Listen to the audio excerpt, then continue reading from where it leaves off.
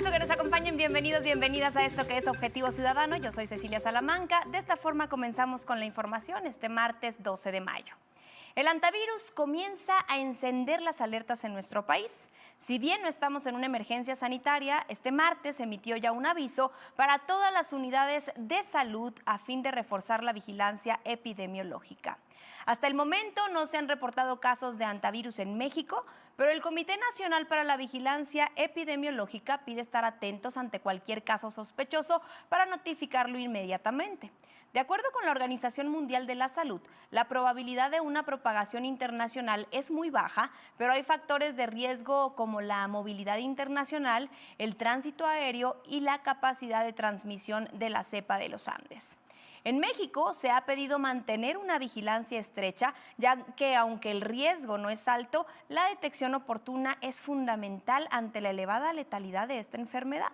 Como parte de las recomendaciones al personal de salud, se les pide realizar un lavado de manos correcto, utilizar guantes, bata, también cubrebocas N95 o KN95, así como protección ocular. Cuando se encuentren con un caso sospechoso de antivirus, deben ponerlo de inmediato en aislamiento. Sin embargo, señaló que no es necesario que el personal sea sometido a cuarentena cuando tenga contacto con un caso positivo. Recuerden que los síntomas empiezan como una gripe, pero se pueden reportar también fiebre, dolor de cabeza, dolor muscular, cansancio extremo, y esto no hay que dejarlo pasar por alto. ¿Cuántos casos confirmados hay de antivirus y qué tan cerca están de nuestro país? La lista asciende a 10 casos confirmados, todos ligados al brote del crucero MV Ondius, que salió de Argentina y desembarcó a los pasajeros en las Islas Canarias en España. Causó la muerte de 3 personas. Aunque la Organización Mundial de la Salud había señalado que eran 11, este martes el Ministerio de Sanidad español dio a conocer que el resultado de las pruebas aplicadas a un ciudadano estadounidense salieron negativas, por lo que la cifra de contagios queda en 10. De acuerdo con la OMS, todos los casos sospechosos y confirmados han sido aislados y se mantienen bajo estricta supervisión médica, esto con la finalidad de minimizar el riesgo de contagio. En los Países Bajos, 12 empleados de un hospital fueron puestos en cuarentena preventiva porque estuvieron potencialmente expuestos al antivirus, esto por atender a un paciente infectado. Al parecer hubo problemas con el manejo de las muestras biológicas. Los pacientes contagiados identificados oficialmente son originarios de Países Bajos, está también Reino Unido, Alemania, Suiza, Francia y Estados Unidos. A esta lista se sumó recientemente España, luego de que el Ministerio de Sanidad reportara un resultado provisional positivo en un pasajero que estuvo a bordo de la embarcación. Guerrero sigue bajo fuego. No se detienen los ataques del grupo criminal Los Ardillos contra comunidades indígenas del estado. Vecinos de Alcozacán, en su mayoría mujeres y también hay niños, huyen al monte para refugiarse de los ataques armados.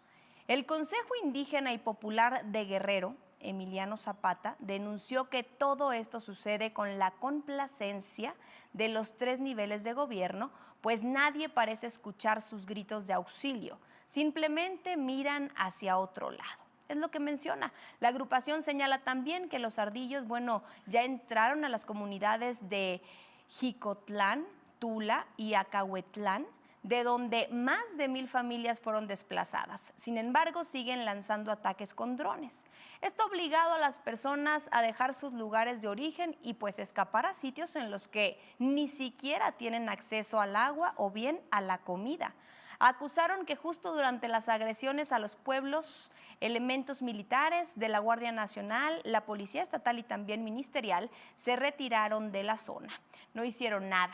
Usted se preguntará, ¿quiénes son los ardillos? Bueno, se trata de un grupo criminal presuntamente dirigido por Celso Bernardo, Jorge y Antonio Ortega Jiménez, hijos de Celso Ortega Rosas, alias La Ardilla, fundador de la organización y asesinado en 2011. Por décadas han construido uno de los imperios criminales más violentos del estado. Celso Ortega, alias La Vela, es la figura visible de esta organización. Seguro lo recuerda porque es quien apareció en 2022 en un video con la morenista Norma Otilia Montaño, exalcaldesa de Chilpancingo. Hoy este grupo está masacrando a los habitantes de Guerrero.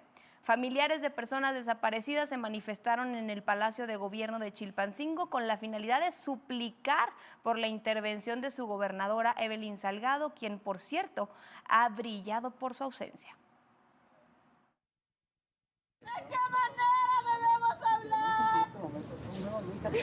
Miles de jóvenes se han deslumbrado ante las promesas vacías de los grupos criminales de ganar mucho dinero, esto según de manera fácil. Otros han sido obligados incluso a ser halcones o hasta sicarios. La dura realidad nos dice que hoy al menos unos 500,000 menores de edad están en riesgo de ser reclutados por el crimen organizado. Aquí les mostramos más al respecto.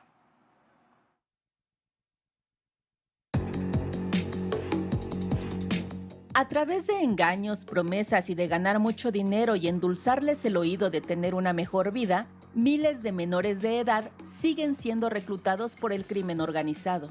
Datos recientes indican que a mayo de 2026, alrededor de 500,000 menores estaban en riesgo de ser reclutados. Tan solo entre 2018 y 2024, las desapariciones de menores aumentaron 103%. La violencia en casa, falta de oportunidades, pobreza o discriminación son los factores que orillan a la niñez a caer en oportunidades falsas de trabajo, donde los emplean como halcones o sicarios. Ante este doloroso panorama, la Comisión Interamericana de Derechos Humanos mostró su preocupación por la crisis que se vive y en su informe Desaparición de Personas en México reveló que la concentración de este fenómeno se encuentra principalmente en los estados de Jalisco, Estado de México, Sonora y Tamaulipas, aunque ningún estado de la República Mexicana está exento. El organismo además manifestó su profunda intranquilidad, ya que México registró poco más de 18,000 niños y adolescentes desaparecidos, muchos de ellos ya pertenecientes a alguna célula del crimen organizado. Y pese a la magnitud del problema, en México no existe un tipo penal autónomo específico para el reclutamiento forzado de menores, lo que dificulta su persecución como delito grave y la protección de las víctimas. También señaló que los menores ante estas circunstancias no deben ser tratados como delincuentes, por lo que se debe reconocer que un menor dentro de una estructura criminal es, ante todo, una víctima de la omisión del Estado.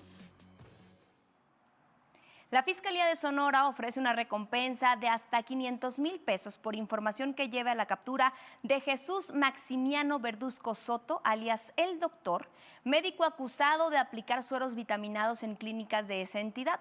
La semana pasada, debió presentarse a su audiencia inicial por este caso, no lo hizo.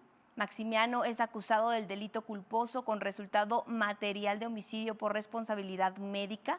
A finales de abril se hizo público que el doctor había solicitado un amparo que impedía temporalmente su detención, pese a ser señalado por la muerte de 8 personas. Jesús Ángel e Iván, 2 elementos de la Guardia Nacional, fueron declarados culpables por los delitos de homicidio calificado, homicidio en grado de tentativa y daños por el asesinato de Ángel Yael Ignacio Rangel, estudiante de la Universidad de Guanajuato, ocurrido en 2022, y por la agresión contra 2 de sus compañeros que viajaban con él. Esto en la comunidad de El Copal, en Irapuato. Estos hechos ocurren el 27 de abril del 2022, cuando los jóvenes viajaban en una camioneta tras salir de una reunión académica y fueron interceptados por los agentes federales, quienes les marcaron el alto y al no detenerse abrieron fuego contra los jóvenes. Mañana, un juez fijará la sentencia definitiva con penas que podrían ir de 30 hasta los 60 años de prisión, según la expectativa de la defensa de las víctimas. Un presunto intento de secuestro a ganaderos desató un enfrentamiento armado, esto sobre la carretera federal Villahermosa-Escárcega, a la altura de playas de Catazajá, en Chiapas. Según medios locales, las víctimas se transportaban en una camioneta blanca cuando fueron interceptados por hombres armados. Al verse acorralados, los ocupantes descendieron de la unidad y luego huyeron. No se informó sobre personas detenidas, tampoco heridos. Vea usted lo que ocurrió.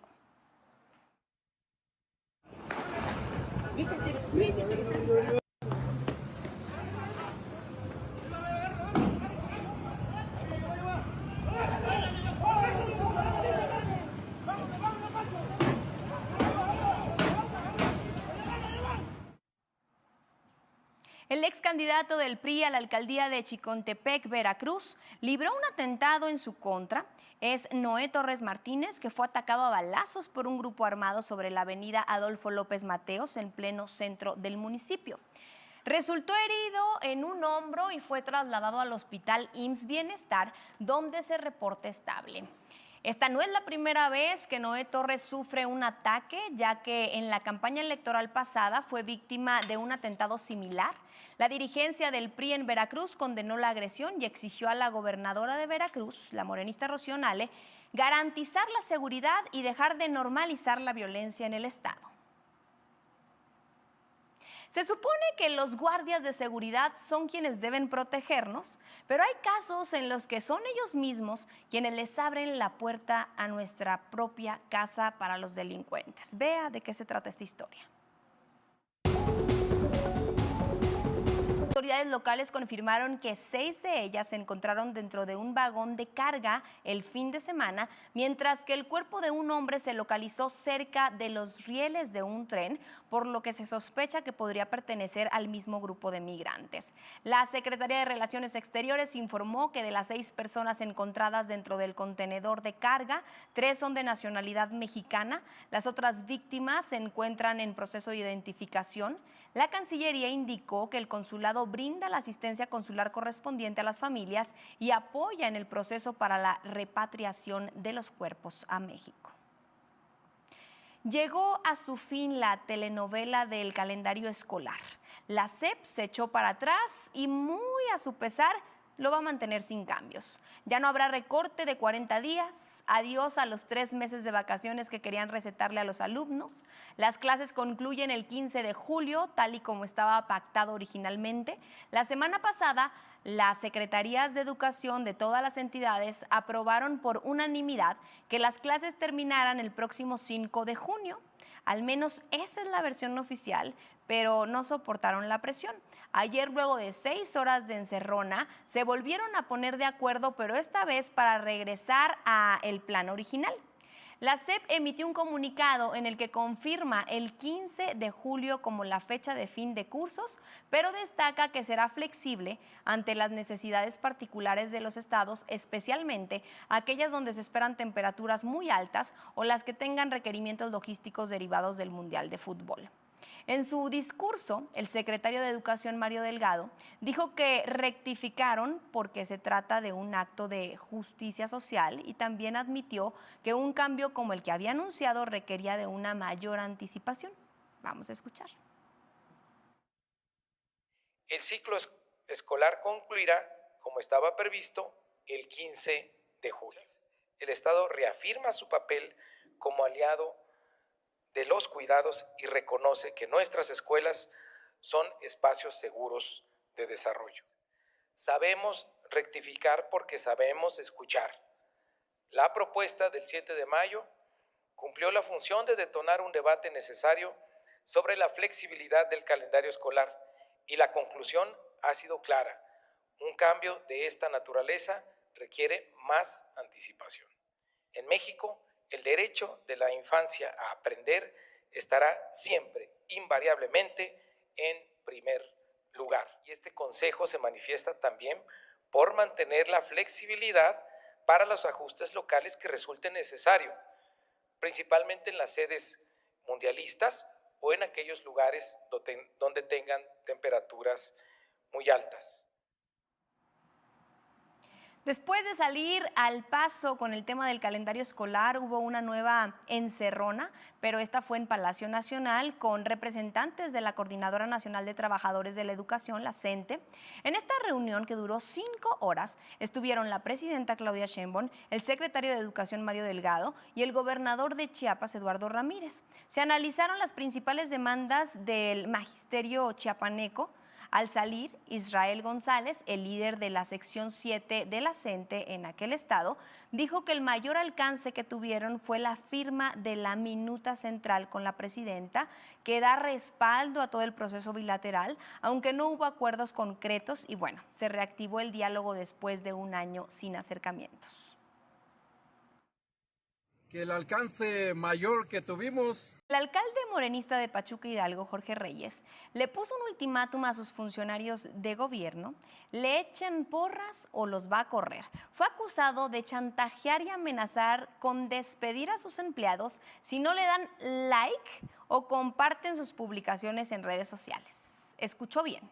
No le importa si incumplen el trabajo para el que fueron contratados. Lo que quiere es que lo hagan crecer en las plataformas. La advertencia quedó grabada en un mensaje a través de WhatsApp que el propio alcalde de Morena envió a sus colaboradores con la finalidad de regañarlos, porque se dio cuenta que más de la mitad no estaban haciendo lo que les pidió: compartir en redes sociales o darle like. Vea cómo les llamó la atención. La verdad es que no están haciendo lo que les pedimos, y también les pedimos por semana un reporte de su gente, de quién lo está haciendo, porque hemos detectado quién sí y quién no lo está haciendo, y más de la mitad no lo está haciendo. Entonces yo les pido, por favor, esta semana es la última oportunidad que les doy a los trabajadores y todo, que estén comprometidos, y si no, como les dije, se les va a dar las gracias. Si tampoco les interesa el trabajo y todo, pues a nosotros tampoco nos va a importar, porque si somos 200 personas nuevas, por lo menos la publicación tiene que tener 200 veces compartido, y a su vez tendría que ser mucho más, porque de manera orgánica eso es lo que diario tengo. Las fuertes lluvias registradas anoche en la Ciudad de México provocaron afectaciones y caos en distintos puntos de la capital del país. El agua castigó alcaldías como Tlalpan, Álvaro Obregón, Coajimalpa y también Magdalena Contreras, con desbordamientos y severas inundaciones. Por estos hechos, el gobierno capitalino activó la alerta púrpura con precipitación que superó los 70 milímetros. También hubo alerta roja para la alcaldía Milpa Alta por acumulación de agua. Una de las vialidades más afectadas fue la de Picacho a Jusco, que prácticamente se convirtió en un río al superar la capacidad del drenaje. Ya lo tiene usted en pantalla. En este lugar, elementos del agrupamiento Zorros de la Secretaría de Seguridad Ciudadana auxiliaron al conductor de una pipa de Regiogas que quedó varada en el Bajo Puente en dirección a la colonia Jardines del Pedregal. La presa Becerra, en Álvaro Obregón, se desbordó como resultado de las intensas precipitaciones. El Metrobús de la Ciudad de México informó el cierre de las estaciones de Corregidora a El Caminero en su línea 1, y fue precisamente por eso: acumulaciones de agua. La lluvia dejó 18 encharcamientos y 10 árboles caídos. Este martes no guarde el paraguas porque las precipitaciones van a continuar, al menos durante la tarde-noche. Se espera incluso actividad eléctrica y esto hay que tomarlo en cuenta.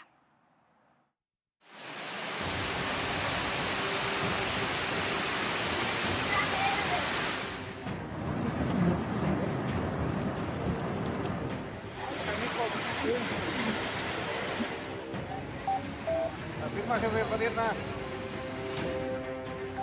Está bien, que fuerte. Se vendrá ayudando a la arena. ¡Échale! ¡Échale la mano, la mano, la mano! ¡Saca la onda! ¡Saca la onda, güey! ¡Sáquela! ¡Vente, vente, vente! ¡Órale, órale! ¡Vente, vente! ¡Ahorita acá! ¡Vente para allá, vente para allá! ¡Vente!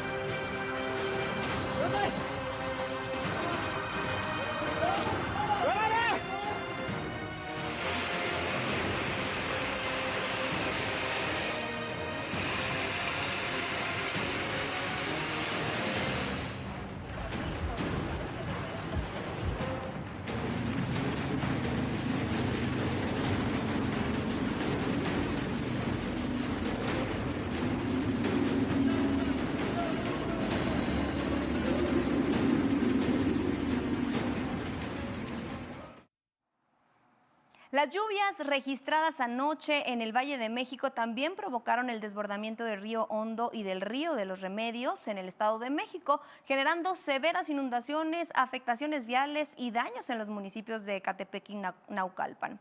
Una de las vialidades más afectadas fue Avenida Las Armas, donde el agua cubrió gran parte de la calzada luego de que el río Hondo se saliera de su cauce. En redes sociales se observó corrientes de agua negra, incluso avanzando sobre las calles y avenidas, los vehículos atrapados y, por supuesto, inundaciones que complicaron el tránsito vehicular.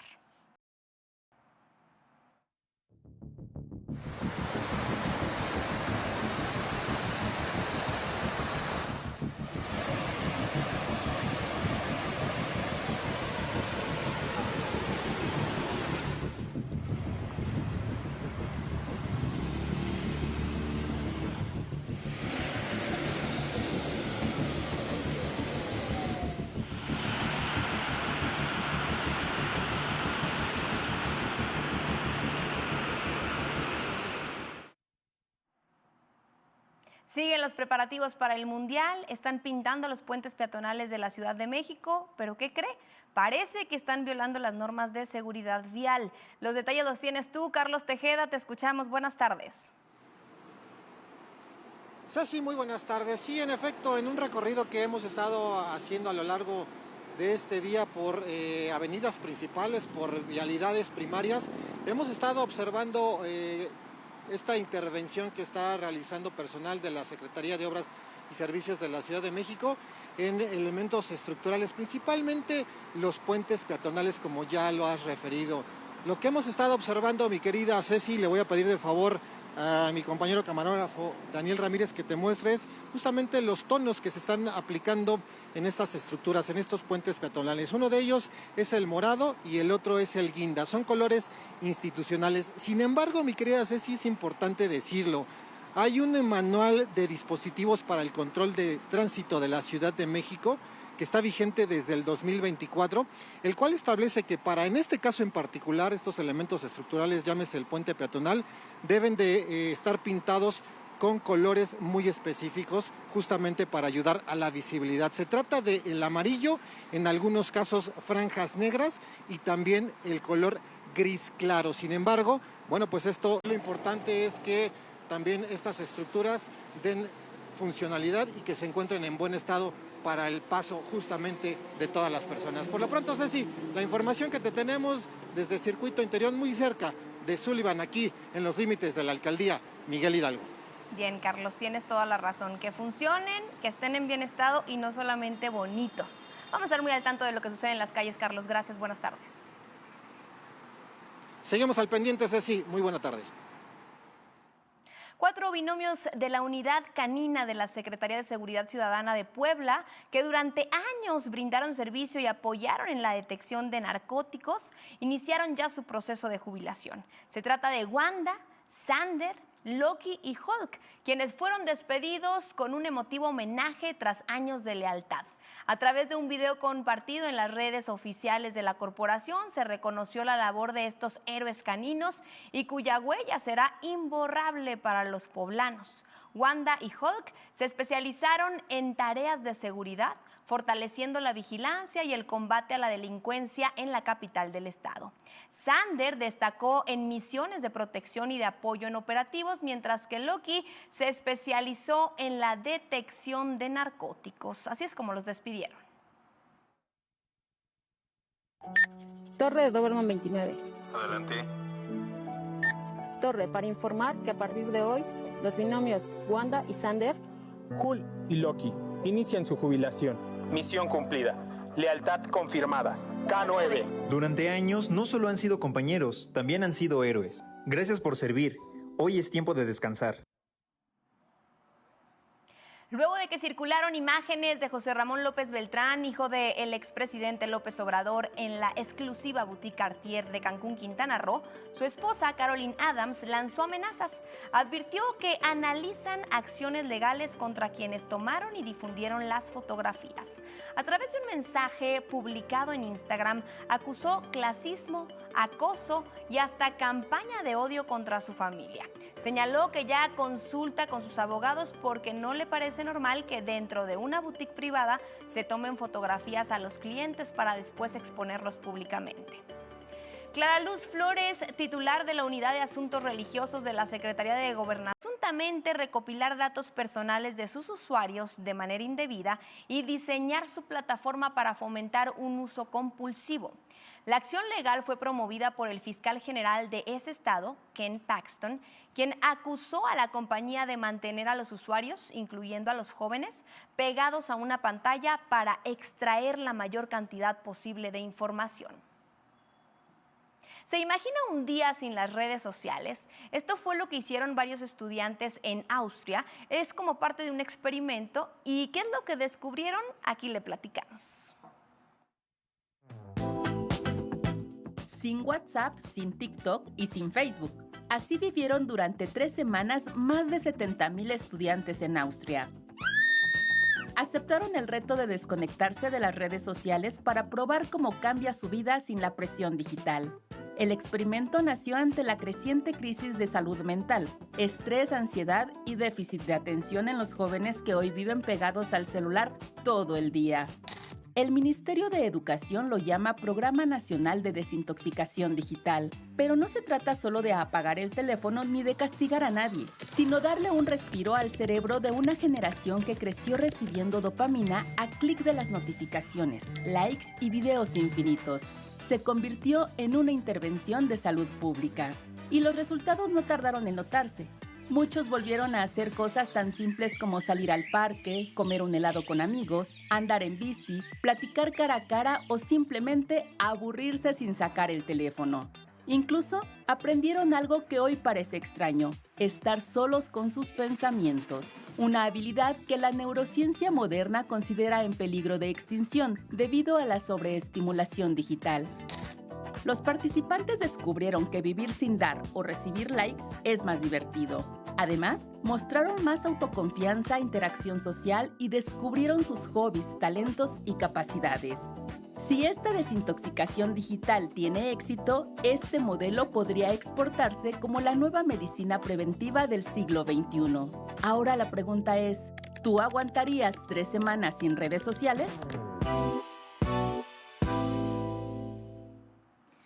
Más de 40 personas resultaron heridas después de la volcadura y explosión de un camión con gas licuado cerca de un almacén aduanero en Baluchistán, Pakistán.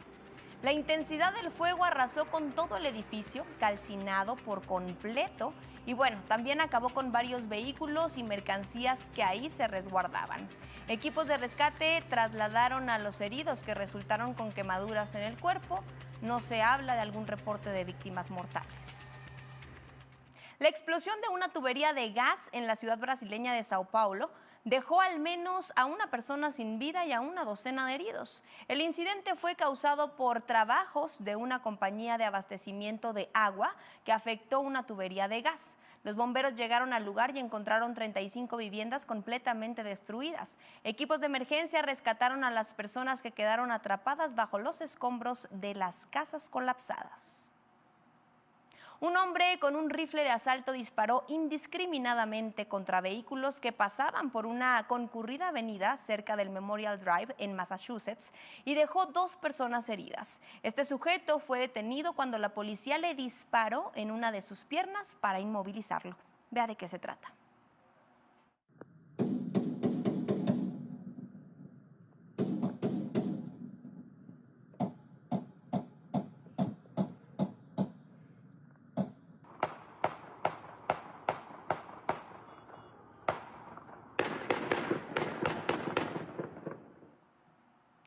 Autoridades de Michigan buscan a 2 sospechosos que intentaron incendiar un dispensario de marihuana en el condado de Monroe el pasado domingo 10 de mayo. Los atacantes estrellaron un vehículo que habían robado previamente en Detroit contra la entrada de este local. Una vez dentro, rociaron gasolina sobre los mostradores y luego le prendieron fuego. Las cámaras de seguridad captaron el incidente, que se volvió viral debido a que uno de ellos accidentalmente fue alcanzado por las llamas. Habrá quien diga que es karma inmediato.